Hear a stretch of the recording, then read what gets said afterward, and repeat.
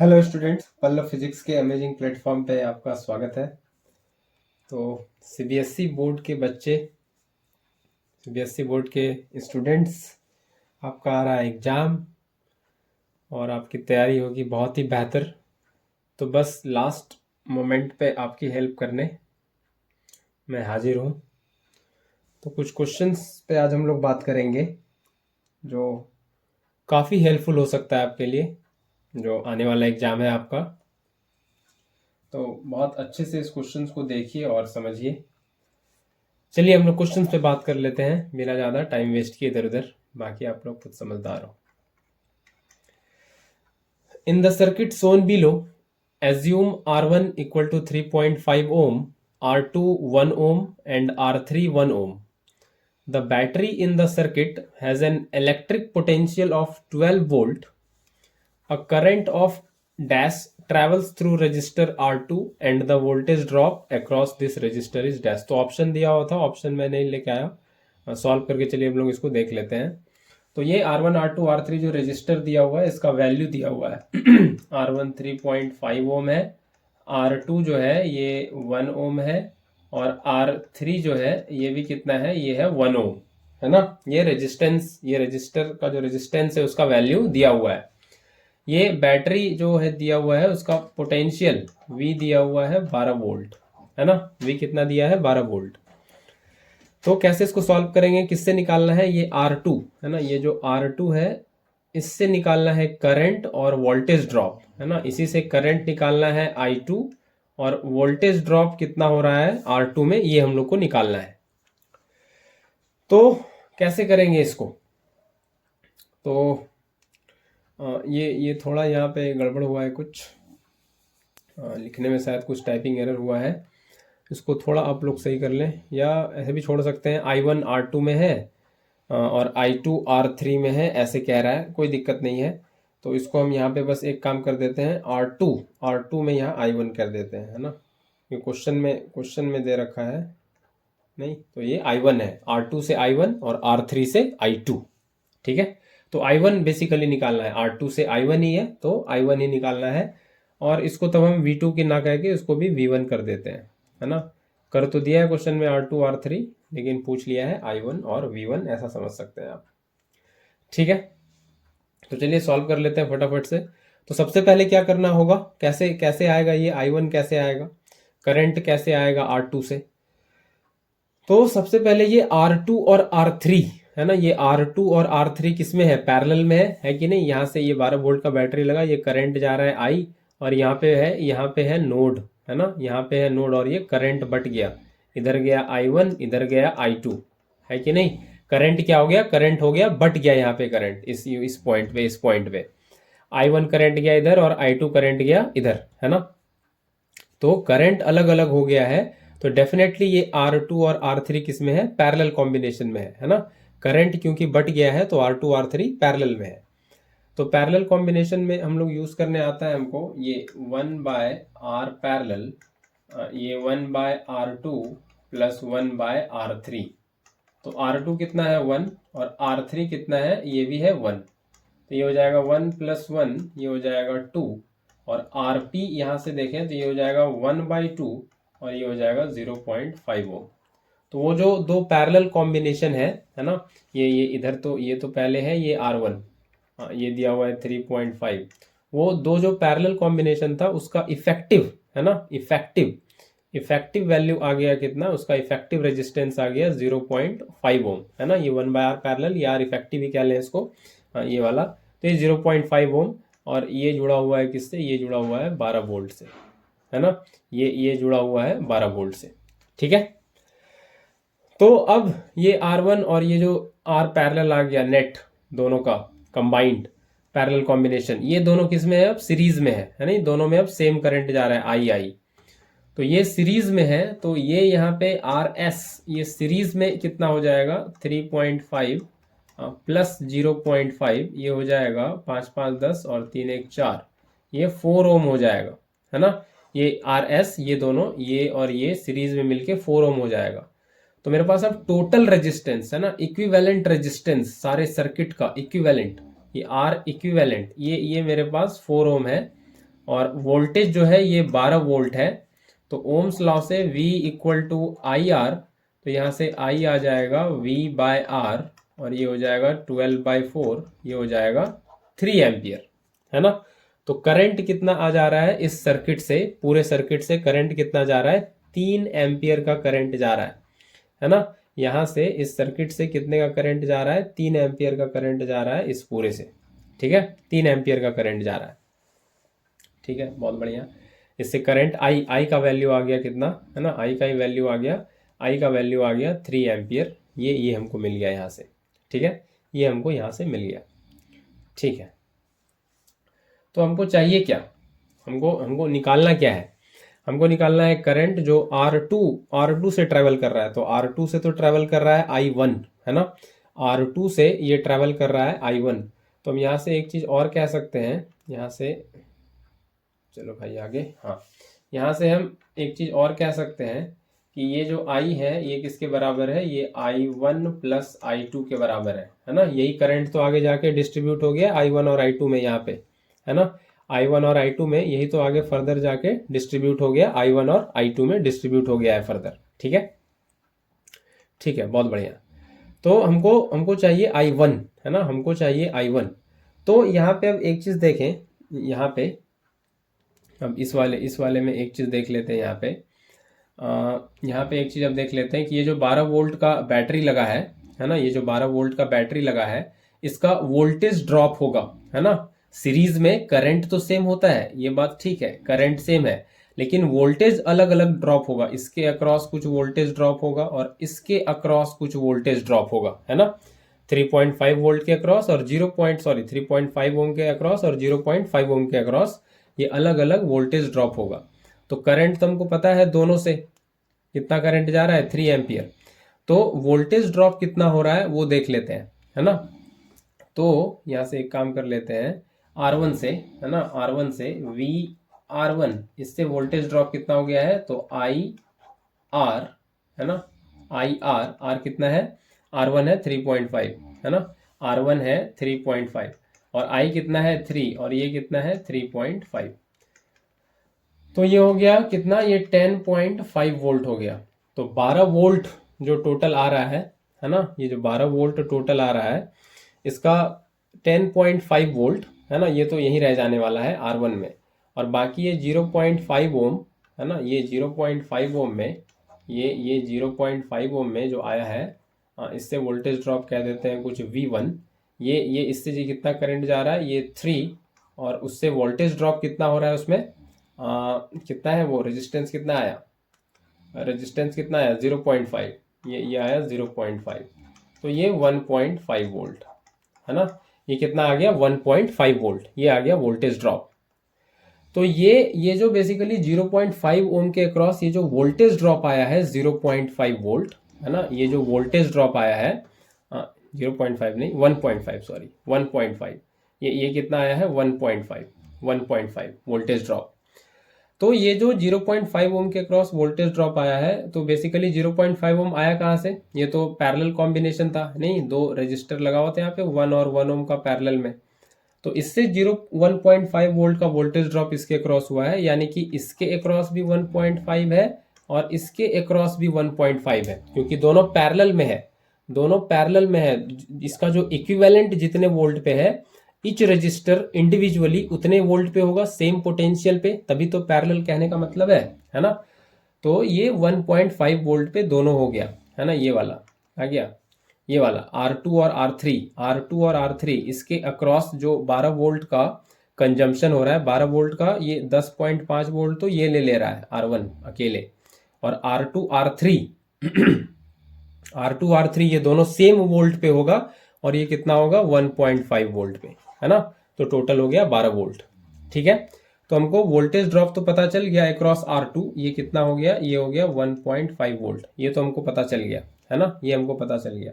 तो अब करंट भी पता चल ही जाएगा, है ना, करंट पता चल ही जाएगा I1।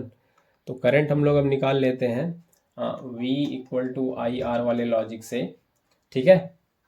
तो वोल्टेज R2 से हम लोग वोल्टेज कह रहे हैं V1, और R2 से ये R2 है और ये I, है ना, करंट करंट इसको कह रहे हैं I1, ये क्वेश्चन कह रहा है। तो I1 हम लोग यहाँ से निकाल सकते हैं V1/R2, और V1 है 1.5 और R2 कितना है, R2 है 1, है ना, R2 है 1। तो ये 1.55 एम्पियर का करंट ये जाने वाला है ना, 1.5 एम्पियर का करंट ये जाने वाला है। तो यहाँ से यही आंसर इसका आ जाएगा। तो ये करंट कितना जाएगा, ये 1.5 एम्पियर का करंट जाएगा और 1.5 वोल्ट का वोल्टेज ड्रॉप होगा। ठीक है, तो यहाँ से यही काम करना था पहले। सबसे पहले इसका पैरेलल कॉम्बिनेशन लेना था R2 R3 का। तो पैरेलल कॉम्बिनेशन ये कितना आ जा रहा है, ये आ जा रहा है 0.5 ओम, है ना, 0.5 ओम। और फिर क्या किए कि इसका ये 0.5 ओम आ गया इक्विवेलेंट, है ना, ये 0.5 आ गया। तो अब हम लोग यहाँ से ये वोल्टेज ड्रॉप, है ना, पहले तो सीरीज कॉम्बिनेशन में हो गया, तो करंट निकाल लिए सर्किट से, करंट कितना फ्लो हो रहा है। तो करंट पता चल गया कितना, V = IR, I से V/R। तो ये R इक्विवेलेंट, बेसिकली ये R इक्विवेलेंट है, ये हमको पता चल गया 3 एम्पियर। तो 3 एम्पियर का करंट फ्लो हो रहा है इस सर्किट से। तो ये हाँ, तो 3 एम्पियर का करंट फ्लो हो रहा था सर्किट से। तो हम लोग फिर वोल्टेज ड्रॉप देख लिए कि ये वाला रेजिस्टेंस कितना वोल्टेज खा रहा है, ये वाला रेजिस्टेंस कितना वोल्टेज खा रहा है। तो पता चला ये हाँ ठीक है, तो ये पता चला 10.5 वोल्ट, ये 3.5 वाला, और ये 1.5 वोल्ट खा रहा है 0.5 वाला, है ना।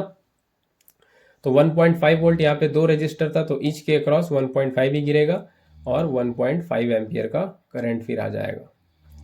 ठीक है, तो आगे बढ़ते हैं और अगले क्वेश्चन पे हम लोग चलते हैं। अगला क्वेश्चन ये है, examine a person having a myopic defect in his or her vision and is not able to see objects beyond 2 metre clearly, suggest type of corrective lens that can be use to correct the vision.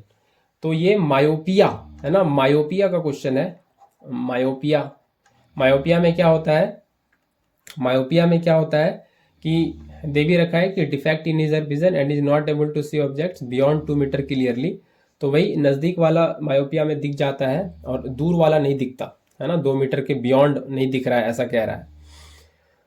तो कौन सा lens लगाना होगा, है ना। तो इसमें basically हम लोग लगाएंगे कॉनकेव लेंस, है ना। क्या लगाएंगे, कॉनकेव लेंस।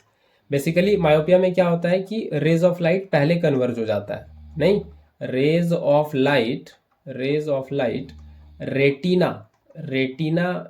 के पहले कन्वर्ज हो जाता है ना, रेटिना के पहले कन्वर्ज हो जाता है, पहले, है ना, रेटिना के पहले कन्वर्ज हो जाता है मायोपिया के केस में, है ना, रेज ऑफ लाइट पहले कन्वर्ज हो जाता है मायोपिया में। तो हमको तो रेटिना पे करना है, तो क्या करना होगा, रेज को थोड़ा डाइवर्ज करना होगा, है ना। ये थोड़ा मैं अगर रफ स्केच बनाने की कोशिश करूं, अगर थोड़ा, बहुत ज़्यादा भी नहीं बनाएंगे। यहाँ पे ये लेंस होता है जो नेचुरल मिला है हम लोग को, है ना। तो क्या होता है कि बेसिकली जब डिफेक्टिव आई होता है तो रेज ऑफ लाइट जो आ रहा है ना, ये रेज ऑफ लाइट जो आ रहा है, ये रेज ऑफ लाइट जो आ रहा है, ये पहले कैसे कन्वर्ज हो जाता है कहीं, है ना, ये पहले यहीं कहीं कन्वर्ज हो जाता है, रेटिना पे जाता है नहीं, इमेज बनता नहीं, है ना, ये पहले कन्वर्ज हो जाता है कहीं पे। तो क्या करते हैं कि रेज को थोड़ा डाइवर्ज करते हैं पहले, है ना। तो रेज को पहले थोड़ा डाइवर्ज करते हैं, रेज को क्या करते हैं, रेज को करते हैं थोड़ा डाइवर्ज। ये लेंस हो गया फिर से नेचुरल वाला। तो हम लोग क्या करते हैं, करेक्टिव लेंस, कॉनकेव लेंस लगा देते हैं, है ना, कॉनकेव लेंस लगा देते हैं। तो क्या होता है कि जैसे रेज ऑफ लाइट इस पे पड़ेगा तो ये पहले थोड़ा डाइवर्ज कर देगा, है ना, ये थोड़ा पहले डाइवर्ज कर देगा, ये जैसे पड़ेगा, है ना, ये थोड़ा पहले डाइवर्ज करके इसको भेजेगा यहाँ से, ये थोड़ा डाइवर्ज करके भेजेगा इस पे, लेंस पे, ये थोड़ा इस पे डाइवर्ज करके भेजेगा, ठीक है, ये थोड़ा डाइवर्ज करके भेजेगा। और यहाँ से जब ये कन्वर्ज करेगा फर्दर तो ये जाके रेटिना पे मिलेगा। तो ये मैं रफ आइडिया दे रहा हूँ आपको बस कि क्या होता है कि कॉनकेव लेंस थोड़ा डाइवर्ज कर देता है, क्योंकि ऐसे जो मायोपिया में दिक्कत आती है कि रेज ऑफ लाइट पहले कन्वर्ज कर जाता है, तो जरूरी ये है कि उसको पहले थोड़ा डाइवर्ज कर दिया जाए ताकि वो रेटिना पे जाके मिले। तो कॉनकेव लेंस ये सही रहेगा करेक्शन के लिए, है ना। तो चलिए ये भी आपको समझ आया होगा। अगले क्वेश्चन पे चलते हैं और ये रहा क्वेश्चन नंबर 3। क्या होता है, Fleming's left hand rule, state Fleming's left hand rule and describe what is the rule used for, also represent it in a diagram. तो क्या कहता है फ्लेमिंग्स लेफ्ट हैंड रूल, तो फ्लेमिंग्स लेफ्ट हैंड रूल ये कहता है कि अगर हम लेफ्ट हैंड है तो अगर हम अपने लेफ्ट हैंड के पाम को इस तरह से स्ट्रेच करें कि मिडिल फिंगर या फोर फिंगर, पहले फोर फिंगर की बात कर लें, फोर फिंगर मैग्नेटिक फील्ड का डायरेक्शन बताए, थंब थंब तो बाद में आएगा, मिडिल फिंगर करंट का डायरेक्शन बताए, तो थंब क्या चीज का डायरेक्शन बताएगा, डायरेक्शन ऑफ फोर्स जो उस करंट कैरिंग कंडक्टर पे लग रहा है जिसको हम मैग्नेटिक फील्ड पे रखे हैं उस पे डायरेक्शन ऑफ फोर्स बताएगा, है ना। तो फ्लेमिंग्स लेफ्ट हैंड रूल कहता ये है, इसको पहले मैं लिख दूं जरा, if a current carrying conductor if a current carrying conductor is placed in a magnetic field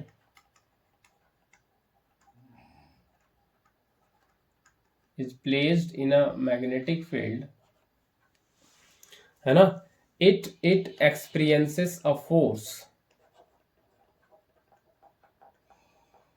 अगर करंट कैरिंग कंडक्टर को मैग्नेटिक फील्ड में रख देते हैं तो इट एक्सपीरियंसेस अ फोर्स, है ना, whose direction is given by FLHR।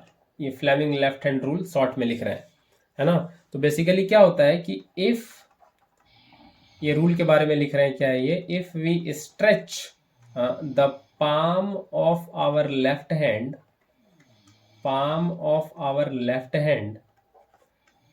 such that four finger या इंडेक्स फिंगर भी कह सकते हैं, gives direction of field, middle finger gives direction of current,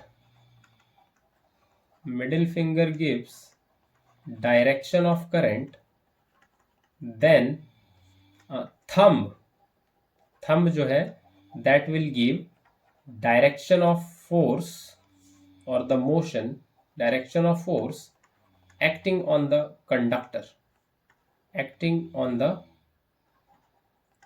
conductor, ठीक है।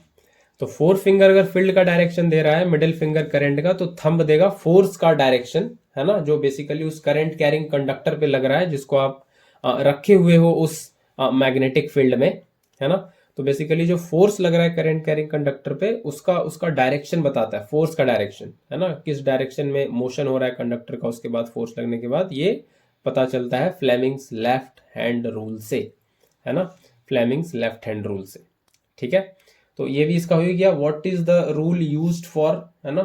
तो ये पहले हम लिख दिए, ये फर्स्ट पार्ट लिख दिए, बाद में ये फ्लेमिंग्स लेफ्ट हैंड रूल, ये फर्स्ट पार्ट का आंसर हो गया, यूज क्या है, यूज ये है ना, यूज ये है यूज कि ये फोर्स बताता है, फोर्स का डायरेक्शन बताता है जब करंट कैरिंग कंडक्टर को मैग्नेटिक फील्ड में रखते हैं तो, ठीक है।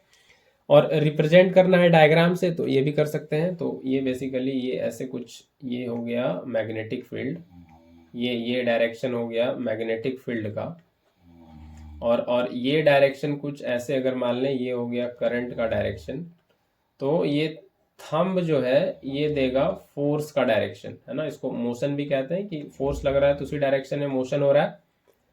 तो ये मैग्नेटिक फील्ड, ये करंट और ये फोर्स, ऐसे आप इसको डायग्राम से दिखा सकते हो, ठीक है, ऐसे आप इसको डायग्राम से दिखा सकते हो। आगे बढ़ते हैं और अगले क्वेश्चन पे चलते हैं।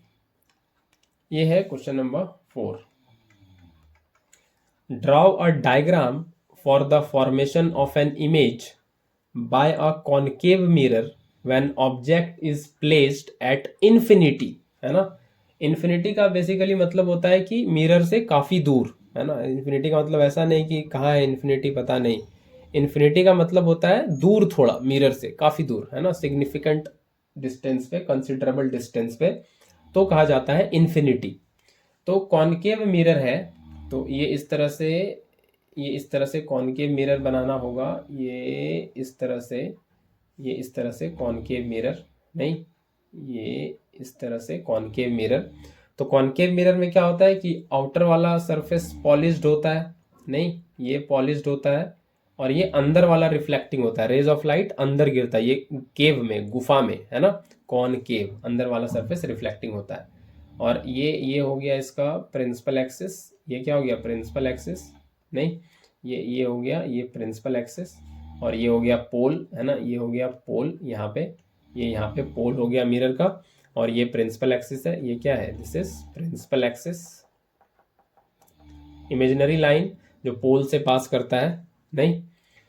तो हमको इमेज बनाना है, और कहाँ पे ऑब्जेक्ट है, इन्फिनिटी पे, इन्फिनिटी पे मतलब बहुत दूर, और ये कह लें कि ये इस मिरर का फोकस है ना, फोकस है, और ये कह लें इससे डबल कुछ सेंटर ऑफ कर्वेचर यहाँ पे, तो बहुत दूर है, तो रेज ऑफ लाइट कैसे आएगा, इन्फिनिटी पे ऑब्जेक्ट होता है तो कहते हैं रेज ऑफ लाइट आता है बिल्कुल पैरेलल, है ना, रेज ऑफ लाइट आता है कैसा, रेज ऑफ लाइट आता है पैरेलल, ये इस तरह से पैरेलल रेज ऑफ लाइट आ रहा है, ठीक है।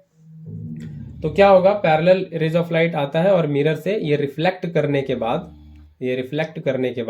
ये फोकस से पास कर जाता है, ठीक है, ये रिफ्लेक्ट करने के बाद फोकस से पास कर जाता है, इस तरह से फोकस से, है ना, ये फोकस से पास कर जाता है, और बड़ा ही डिमिनिश्ड इमेज बनता है, कैसा, हाईली डिमिनिश्ड, है ना, फोकस पे एकदम पॉइंट साइज, इसको आप हाईली डिमिनिश्ड कह सकते हो, हाईली डिमिनिश्ड इमेज, है ना, और रियल एंड इन्वर्टेड बनता है, रियल एंड इन्वर्टेड, ठीक है, हाईली डिमिनिश्ड इमेज बनता है, ठीक है, हाईली डिमिनिश्ड, और एट एफ बनता है, एट फोकस, जब लाइट रेज इन्फिनिटी से आती है तो कॉनकेव मिरर में इमेज कहाँ बनता है, फोकस पे, है ना, फोकस पे। तो ये कुछ इंपॉर्टेंट बात है जो आपको ध्यान रखना चाहिए। आगे बढ़ते हैं और अगले क्वेश्चन पे चलते हैं, क्वेश्चन नंबर 5 देखते हैं। तो define electric current and describe how it is transferred from one point to another. तो इलेक्ट्रिक करंट क्या होता है, I equal to Q by T, यही तो है electric current, rate of flow of charge, rate of flow of charge, charge किस rate से flow हो रहा है, दिस इज इलेक्ट्रिक करंट, है ना। आगे क्वेश्चन है, how it is transferred from one point to another, तो करंट कैसे जाता है एक जगह से दूसरी जगह। तो बेसिकली करंट कुछ जैसा तो कुछ चीज है ही नहीं, फैक्ट तो ये है, करंट बेसिकली है फ्लो ऑफ इलेक्ट्रॉन्स, है ना, इलेक्ट्रॉन का मोशन है, करंट तो कुछ है ही नहीं बेसिकली। तो how it is transferred from one point to another, तो it is transferred from one point to another, from one point to another, एक पॉइंट से दूसरी जगह कैसे ट्रांसफर होता है, बाय फ्लो ऑफ इलेक्ट्रॉन्स, है ना, बेसिकली इलेक्ट्रॉन्स फ्लो करते हैं, है ना, बाय फ्लो ऑफ इलेक्ट्रॉन्स। तो ये ट्रांसफर होता है एक जगह से दूसरी जगह by the flow of electrons, by the flow of mobile electrons, free electrons, है ना, कह सकते हैं इसको। तो ये फ्री इलेक्ट्रॉन्स के फ्लो की वजह से ये करंट फ्लो करता है, ट्रांसफर होता है। आगे सेकेंड पार्ट है, बी पार्ट इसका, ये तो ए पार्ट हो गया। Also name the SI unit, तो एसआई यूनिट करंट का क्या होता है, चार्ज पर सेकेंड, है ना, coulomb, SI unit of charge क्या होता है, कूलम, तो ये कूलम्ब पर सेकेंड, ये कूलम्ब पर सेकेंड, और इसको हम लोग कहते हैं एम्पियर, है ना, इसको कहते हैं एम्पियर, ये यही है एसआई यूनिट, है ना, यही क्या है, यही है एसआई यूनिट, ठीक है। और डिवाइस पूछा है जो इलेक्ट्रिक करंट मेजर करता है, तो वो है एमीटर, वो क्या है, एमीटर। तो आमीटर एक डिवाइस है, जैसे वोल्ट मीटर है वोल्टेज, आमीटर है वो करंट, है ना। तो ये यही इस क्वेश्चन में आंसर करना था, ठीक है, यही इस क्वेश्चन में आंसर करना था। आगे बढ़ते हैं और मैग्नेटिक फील्ड लाइंस के प्रॉपर्टीज पे बात करते हैं। State 3 properties of magnetic field lines. तो मैग्नेटिक फील्ड लाइंस के प्रॉपर्टीज के बारे में बात करें तो चलिए बात कर लेते हैं पहले प्रॉपर्टीज के बारे में। तो बेसिकली ये मैग्नेट, है ना, ये मैग्नेट, ये रहा नॉर्थ पोल और ये साउथ पोल। तो क्या होता है, मैग्नेटिक फील्ड लाइंस ये नॉर्थ पोल से निकलता है और साउथ में घुस जाता है ना। Magnetic field lines north pole से निकलता है और साउथ में घुस जाता है, ठीक है, साउथ में घुस जाता है, नॉर्थ पोल से निकलता है और साउथ में घुस जाता है ना। और ये मैग्नेट के बाहर की कहानी हुई, और मैग्नेट के अंदर ये साउथ से नॉर्थ की तरफ चलता है, साउथ से नॉर्थ की तरफ। तो एक तरह से कहें कि ये कंप्लीट एक क्लोज लूप बना लेता है ना, ये कंप्लीट एक क्लोज लूप बना लेता है। तो magnetic field lines form a closed loop, है ना। सबसे पहला प्रॉपर्टी तो ये समझ में आता है, magnetic field lines, magnetic field lines emanate या emanate from north pole and terminate at south pole.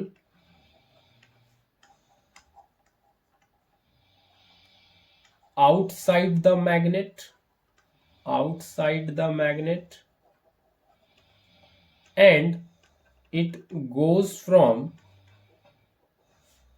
south pole to north pole inside the magnet, thus form a closed loop. ये क्लोज्ड लूप बनाता है, closed loop, है ना। अगला property है कि ये मैग्नेटिक फील्ड लाइंस जो है ये क्राउडेड होता है पोल्स के नियर, इसीलिए कहते हैं कि स्ट्रेंथ मैग्नेटिक फील्ड का पोल्स के नियर ज्यादा होता है। नहीं, ये बहुत सारा ये मैग्नेटिक फील्ड है ना, मतलब और एक मैग्नेट इधर बना ले समझने के लिए इसको। तो ये तो ठीक है, ये इस तरह से, ये इस तरह से, ये बहुत सारा है ना, ये बहुत सारा,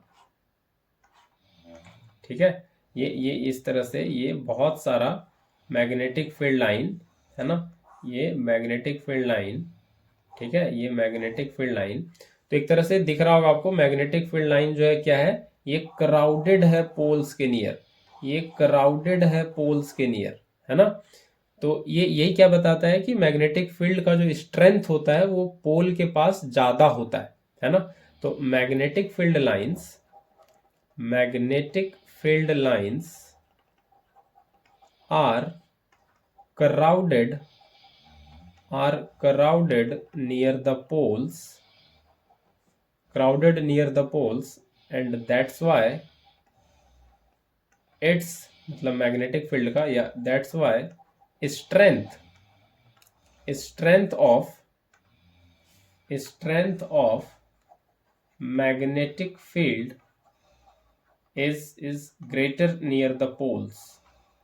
पोल के पास मैग्नेटिक फील्ड का स्ट्रेंथ ज्यादा होता है ना, पोल के पास। तो ये दूसरा प्रॉपर्टी हो गया। तीसरा, magnetic field lines never cross each other, कभी क्रॉस नहीं करता एक दूसरे को। क्या होगा अगर क्रॉस कर देगा तो, if they cross each other, if they do so, then at point of crossing or intersection, there will be two direction, दो डायरेक्शन होगा, there will be two direction of magnetic field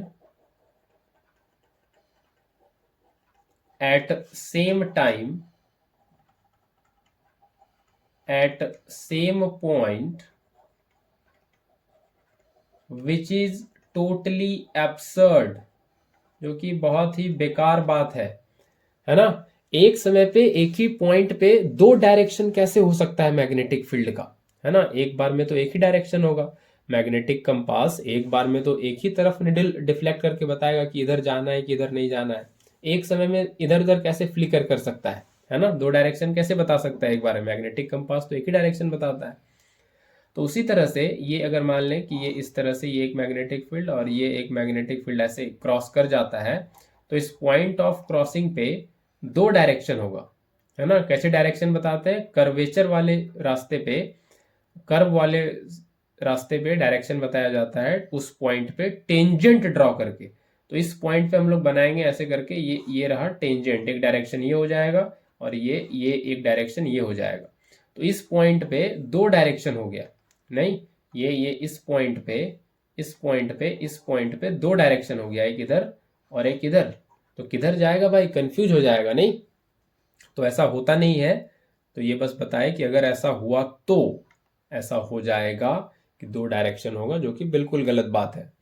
तो magnetic field line कभी cross नहीं करता है, ये भी आपको ध्यान रखना है। तो ये तीन प्रॉपर्टी है ना, ये तीन कैरेक्टरिस्टिक्स, ये तीन प्रॉपर्टी मैग्नेटिक फील्ड लाइन का आपको रखना है याद। आगे बात कर लेते हैं question number 7। Name one characteristics of metal that allows it to be easily flattened into thin sheets. Give an example of such metal. तो flattened sheets में करना है, पतले पतले sheets में। तो ये कैरेक्टरिस्टिक्स मेटल का कहलाता है malleability, है ना, इसको कहते हैं malleability। तो malleability मेटल का वो कैरेक्टरिस्टिक्स है जिससे उसको पतले sheets में बदला जा सकता है ना। एग्जाम्पल बहुत सारा है, गोल्ड है, नहीं गोल्ड है, सिल्वर है ना, कॉपर है, सीड्स में सबको बदल सकते हैं। और भी बहुत सारा है, एल्यूमिनियम है ना, सीड्स में बदला जा सकता है। तो ये एक सिंपल सा क्वेश्चन था। क्वेश्चन नंबर 8 पे आ जाते हैं। Find focal length of a spherical mirror when its radius of curvature is 30। तो रेडियस ऑफ कर्वेचर कितना दे रखा है, 30 सेंटीमीटर। तो फोकल लेंथ आपको मालूम होगा, फोकल लेंथ कितना है होता है, ये होता है रेडियस ऑफ कर्वेचर का आधा, है ना। डबल कर देते हैं तो आर पे पहुंच जाते हैं, रेडियस ऑफ कर्वेचर आधा करेंगे तो फोकल लेंथ मिल जाएगा।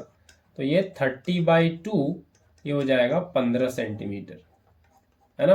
तो फोकल लेंथ कितना हो जाएगा, r/2, ठीक है, r/2। तो ये भी एक सिंपल सा क्वेश्चन था। आगे चले, क्वेश्चन नंबर 9 देखते हैं। तो 9 क्वेश्चन नंबर है, define absolute refractive index. Absolute refractive index क्या होता है, एब्सोल्यूट रिफ्रैक्टिव इंडेक्स, ये बेसिकली रेशियो होता है किसका, स्पीड ऑफ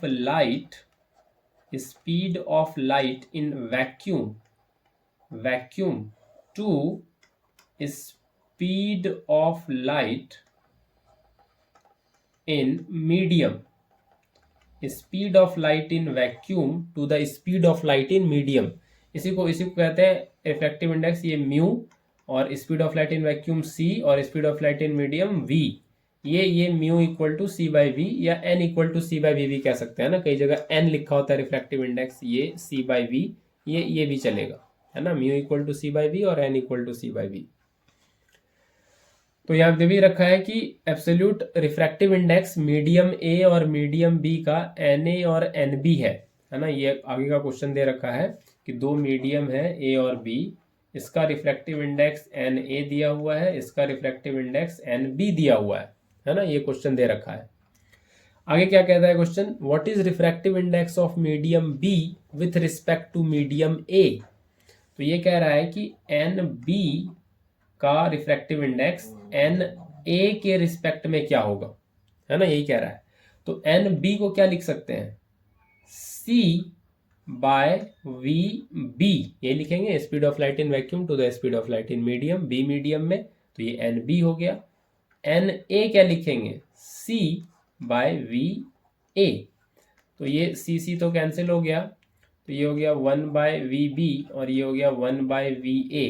va ऊपर आ जाएगा और vb नीचे आ जाएगा, है ना, ये va/vb। तो ये आ गया refractive index of medium b with respect to a, ये आ गया speed of light in medium a, speed of light in medium b। तो बिल्कुल रेसिप्रोकल हो गया, इनवर्स हो गया, है ना। रिफ्रैक्टिव इंडेक्स किसी मीडियम में जो दिया हुआ है वो उस मीडियम के वेलोसिटी, लाइट का वेलोसिटी उस मीडियम में क्या होगा, उससे इनवर्सली रिलेटेड हो गया बिल्कुल। तो ये हो गया। और पूछा है, how does the velocity of light very with change in optical density of the media, है ना, optical density of the media.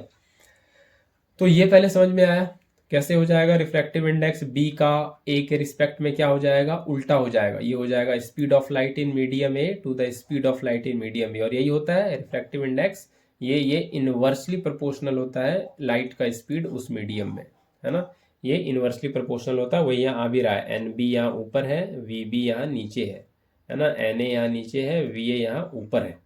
तो ये सेकेंड पार्ट का उस क्वेश्चन का आंसर हो गया।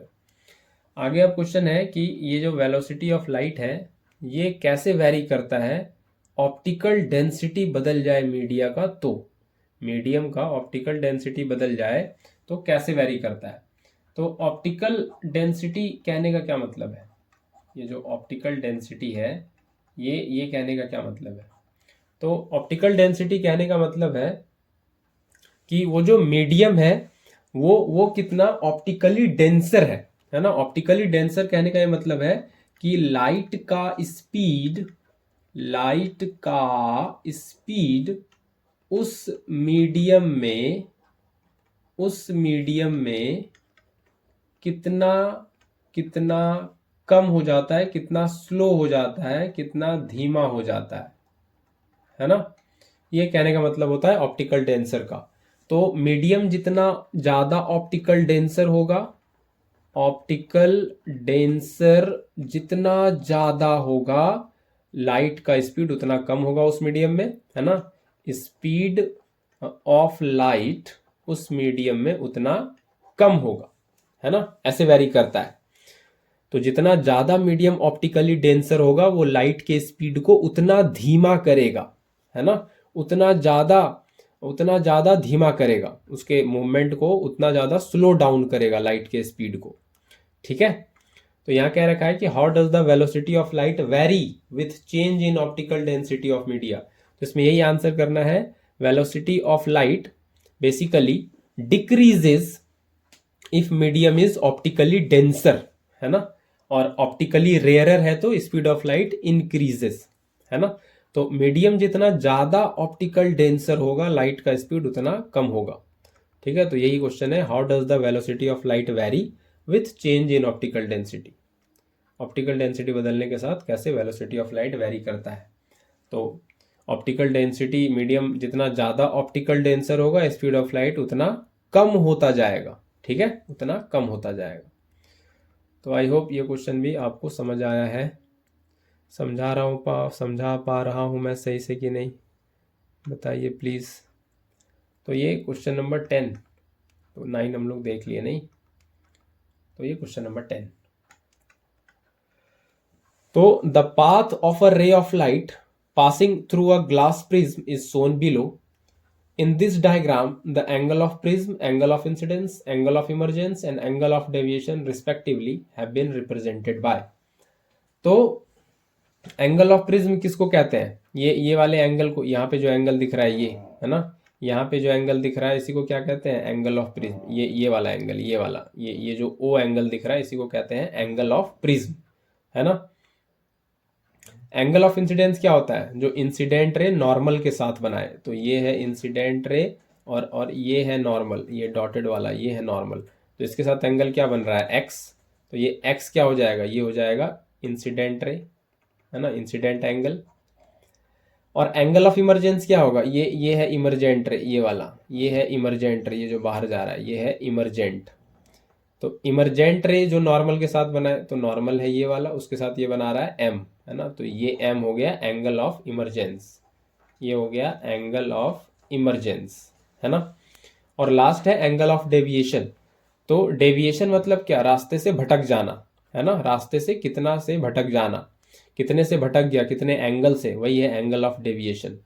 तो ये रे ऑफ लाइट, ये जो इंसिडेंस हुआ ये सीधे सीधे इधर जाना चाहिए था, इसको इधर जाना चाहिए था, लेकिन ये कितना भटक गया, ये यहाँ से जा रहा है, यहाँ से जा रहा है, तो इतने से भटक गया, इतने से भटक गया, तो ये जेड दिया हुआ है यहाँ पे।